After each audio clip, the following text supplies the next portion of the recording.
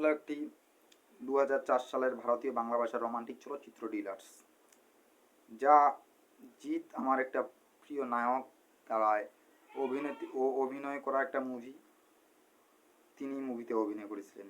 মুভিতে আরও অনেকে অভিনয় করেছিলেন, যা আমি আপনাদের মাঝে সংক্ষেপে বলার চেষ্টা করতেছি এবং বলতেছি। অবশ্যই আমার ভিডিওটি সম্পূর্ণ আকারে দেখতে থাকবেন, আমার সাথে থাকবেন। চলুন বেশি কথা না বাড়িয়ে আরও কিছু গুরুত্বপূর্ণ আলোচনা আমি আপনাদের মাঝে করি।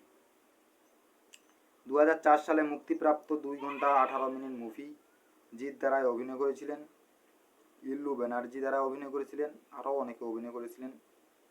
সব্যসাচী চক্রবর্তী অভিনয় করেছিলেন, সুভাষিনী মুখোপাধ্যায়, যিনি একজন অনেক আগের একজন পুরাতন নায়ক এবং অভিনেতা।